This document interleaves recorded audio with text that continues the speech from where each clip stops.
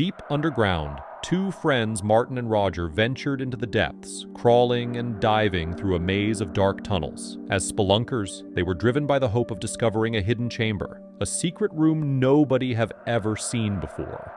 However, their expedition took a harrowing turn when one of them disappeared without a trace, leaving the other haunted by fear. Let's uncover the harrowing events that unfolded in these treacherous tunnels. Ogof Agen Allwedd is the longest cave system on the Langatic Cliff, with more than 32.5 kilometers of passages. There are several circular routes that can be taken within the cave, but all trips begin with the short entrance series and the first boulder choke. You have to crawl through the long entrance passages, but most of the cave has large stream passages that are easy to explore and don't need any special equipment. The round trips in the cave include the Grand Circle, which goes along the main stream passage with 4 rock-obstructed passages, boulder chokes, and the Southern Stream Passage, which is long, wet, and tiring. There are also the outer and inner circles, which include Turkey Streamway with some special formations like gore pools. Each round trip takes more than 6 hours, and some parts of the cave can flood. The sump at the third boulder choke fills with water quickly, and in bad flood conditions, it's impossible to get through the second boulder choke and the narrow part of Turkey Streamway above Northwest Junction. Maytime and the lower mainstream also become inaccessible when it floods. Generally, Agen Allwedd has few formations. The cave is important because many bats roost there.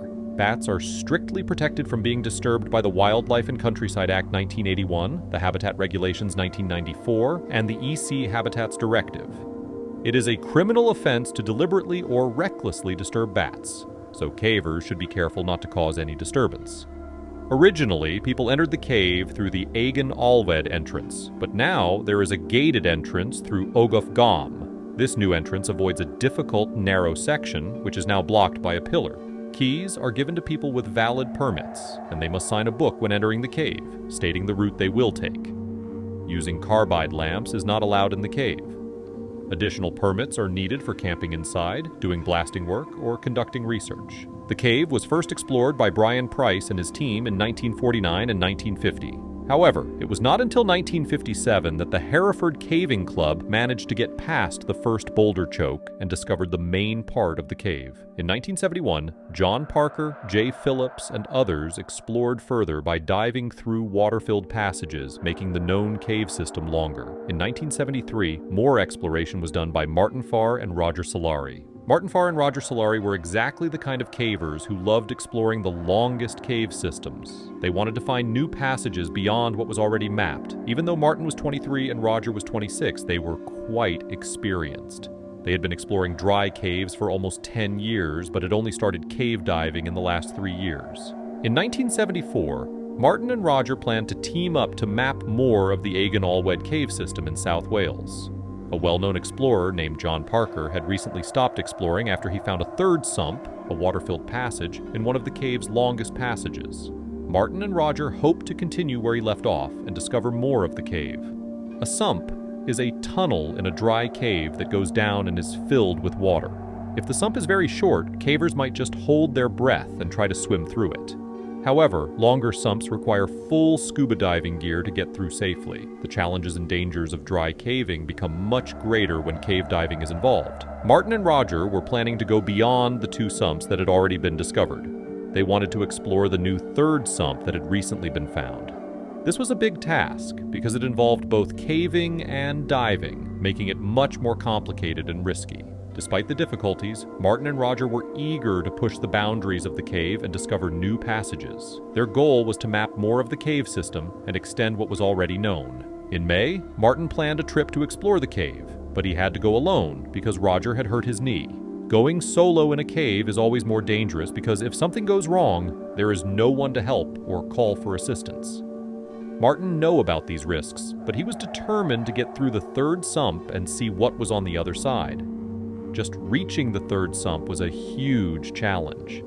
The hike through the cave is like a maze of tunnels, boulder chokes, and tight squeezes, and it takes hours. It's nearly a mile into the cave to reach the 3 sumps. A caver must carry all the diving equipment, including a couple of air tanks per person each. Each tank has to be pushed through the narrow passages and boulder chokes in the main path. A boulder choke is an area where fallen rocks have blocked the tunnel with large rocks that cannot be moved. Smaller pieces of rock are moved away, but the path remains mostly blocked. Martin had to navigate through these difficult and dangerous sections, pushing his equipment along as he went. Despite the dangers, Martin was determined to succeed in his solo mission and explore the unexplored parts of the cave. Martin had to push his equipment through the holes first, and then he had to squeeze and twist his body to get through. This tough journey would exhaust most people, but not Martin Farr. He was full of excitement about what might be beyond the third sump. When he reached the first sump, he had already traveled over 4,000 feet through tough passages. These passages included low stoops, tight crawls, and narrow squeezes in the southern stream passage. Moving through the first two sumps would be fairly easy for Martin because they were about 250 feet and 85 feet long. Even though these dives were relatively short, it was still quite a challenge to swim through the tight underwater tunnels.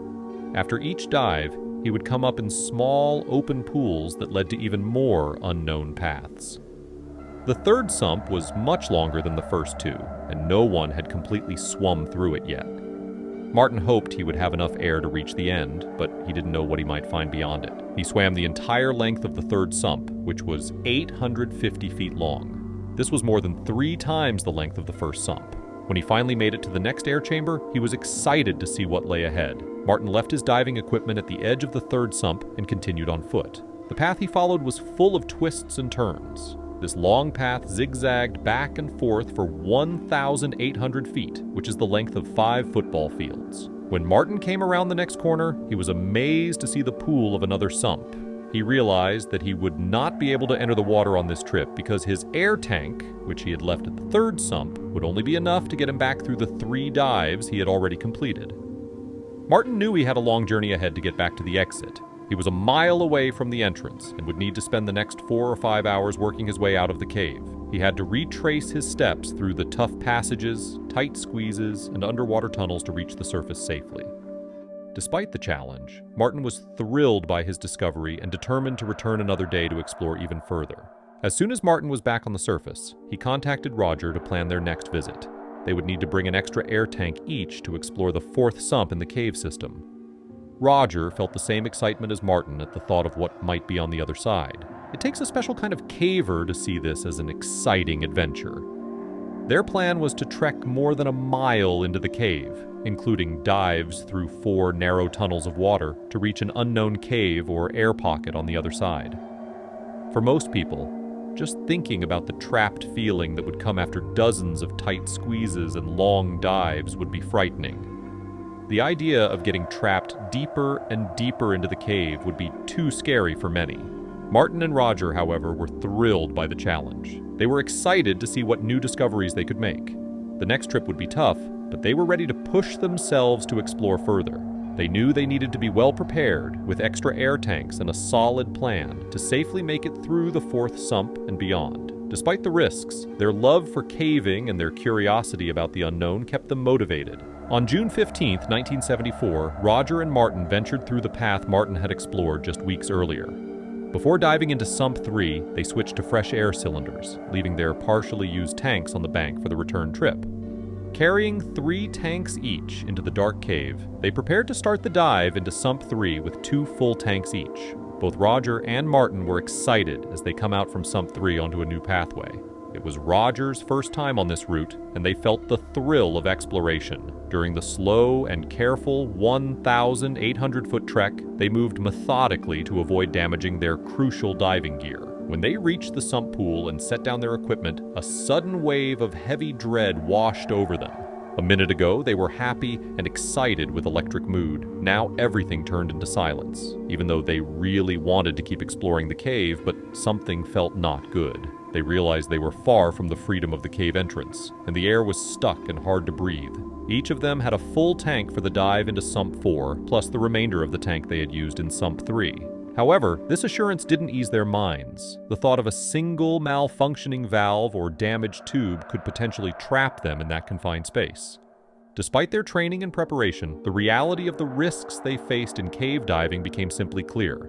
They knew they had to proceed with utmost caution and attention to every detail to ensure their safety and the success of their exploration. Despite the heavy, unsettling feeling, both of them gathered their gear and slipped beneath the water's surface. Roger carried a spool with 400 feet of line to be laid out, while Martin had another spool with an additional 1,000 feet of line. They worked together as a team, even though each was diving independently. Each man knew they were responsible for their own safety, including deciding when to turn back. Roger's air tanks were slightly smaller than Martin's, so they decided he would need to turn back before Martin.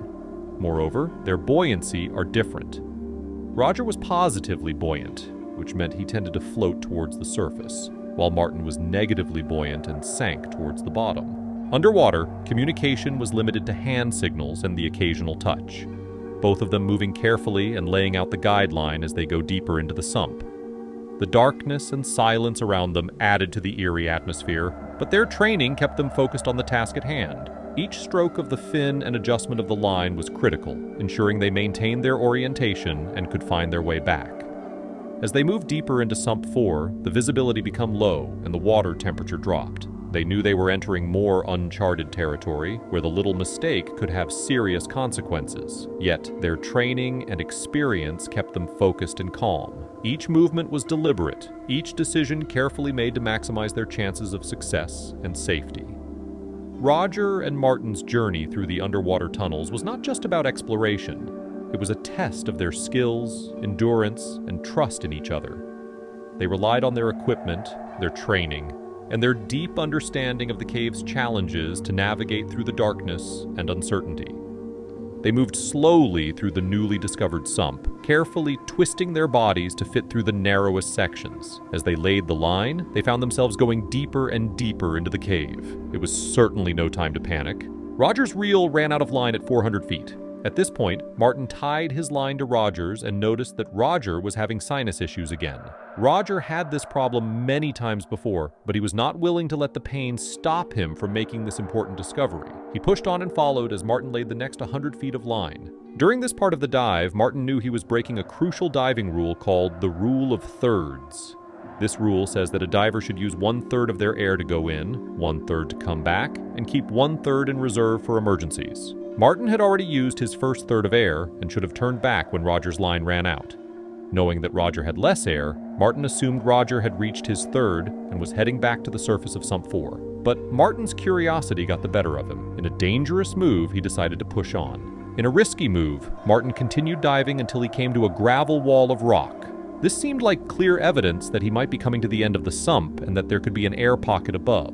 Martin felt the excitement of discovery, but he also knew he was pushing the limits of safety. The gravel wall gave him hope that they were close to finding something new and unexplored. Martin and Roger were deep into unknown territory. They needed to be careful and aware of their air supply and surroundings. Despite the pain and the challenges, their determination and curiosity kept them moving forward, hoping to uncover the mysteries that lay ahead.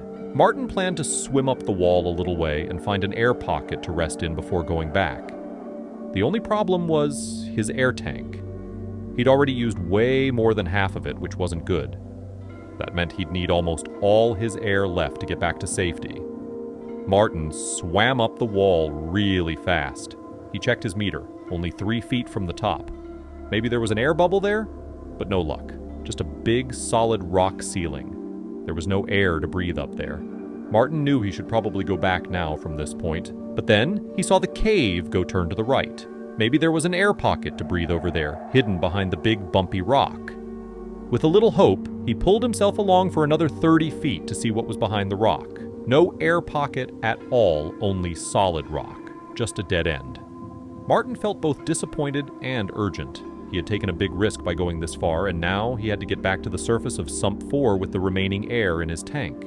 The situation was dangerous, and he needed to move quickly and carefully to avoid running out of air. He turned around and started the long journey back, knowing that every second mattered. Martin swam back the way he came and saw Roger waiting a bit ahead near the turny part of the cave.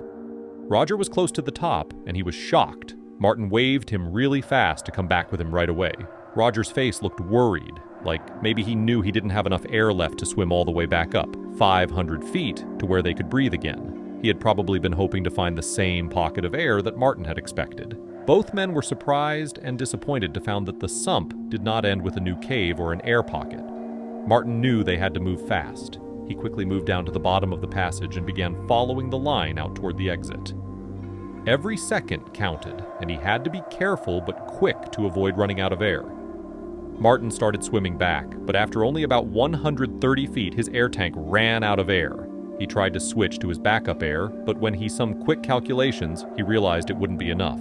He still had a long way to go, 300 feet through Sump 4 and then another 850 feet through the Sump 3. He knew he had a partial air tank left between the Sump 2 and 3. If only he could make it that far. Martin surfaced in the Sump 4 pool with a deep sense of relief, surrounded by a room full of air. He checked his gauge and saw there was barely enough air left to dive through the next sump. It was a scary realization of how close he had come to a serious emergency, but it wasn't over yet. While Martin waited for Roger to catch up, he climbed out of the water and sat down to rest. He knew Roger had even less air than him, and if Roger didn't show up soon, things could get really bad. 10 minutes passed, then 20. Martin started to worry. Even if Roger made it out of Sump 4, he might not have enough air left for the Sump 3. Every minute felt longer, and the water was quiet, no bubbles or movement at all. An hour passed. By now, Martin knew Roger wouldn't have any air left. It looked like there weren't any hidden air pockets to save him. Martin took a deep breath and stepped into the water and grabbed the guideline to check its tension. He pulled and pulled until it became clear that the line was no longer connected. He reeled in the line until he reached the end where it had been cleanly cut. The cut was at the 430-foot mark on the line, which meant Roger was on his way back from the 500-foot mark where Martin had last seen him. This was likely where Roger needed to switch tanks. Martin floated to the surface and held onto the guideline to keep his position secure. In 1974, switching tanks during dive was not an easy task. The equipment was poorly designed, and finding the valve to make the swap often required removing tanks and twisting your body to reach it. When a tank was low on air, the diver had to suck the remaining air out, which was a stressful and uneasy effort. In these circumstances, Roger could have easily become tangled in the guideline. He might have been forced to quickly cut the line to free himself and find air. Without the guideline to guide him in murky and silt-filled passages, he could have easily swum in the wrong direction. It's unclear exactly what caused him to run out of air in that tunnel. It's certain, though, that he would have been stressed and desperately searching for any pocket of air to breathe. Sadly, he did not find it. Martin had to stay calm to safely complete the 3 dives ahead of him for exit and make the long hike back to the surface. It would take hours before he could inform others about Roger's situation and organize a search team to find his body. The heartbreaking truth is that if they had followed the rule of thirds, Roger would still be alive. If Roger had become tangled or went in the wrong direction with half a tank of air left, he might have had a chance to correct himself and safely make it out. If Martin had kept a reserve of air, he would have had enough to turn back and search for Roger when he didn't see him along the passage. But without that reserve, the situation became dire, and the outcome was tragic. After this dive, Martin Farr promised never to break the rule of thirds again. He went on to have a successful diving career over the next few decades. Despite numerous efforts over weeks and years following the accident, Roger could not be located in Sump 4. In 1981, Martin conducted an extensive search of the sump but found no trace of Roger. The area remained incredibly challenging to explore, requiring all equipment and air to be carried over a mile deep into the tunnels. It would be years before another team would venture into this sump, with hopes of completing the exploration that Roger had started. In the fall of 1986, Ian Rowland and Julian Walker dared to go 720 feet deep into the sump and discovered Roger Solari's body 12 years after he went missing. Due to the extreme difficulty of reaching the sump, it was too risky to attempt recovery, so Roger's body was left in place. The following year, in 1987, Ian Walker made another challenging journey through Sump 4 and reached its end after traveling 875 feet through narrow underwater passages. He finally found the sought-after air pocket everyone had hoped for. This cave system's final chamber, discovered against all odds, was appropriately named Against All Odds Chamber. Access to the cave is now restricted, with the entrance locked and accessible only to experienced cavers with permission. A plaque was installed near Sump 1 in honor of Roger Solari's life. In the end, their brave journey through the scary cave tunnels showed both bravery and sadness. Finding Roger's final resting place after all those years answered a big question, but it also reminded everyone of the dangers hidden deep underground.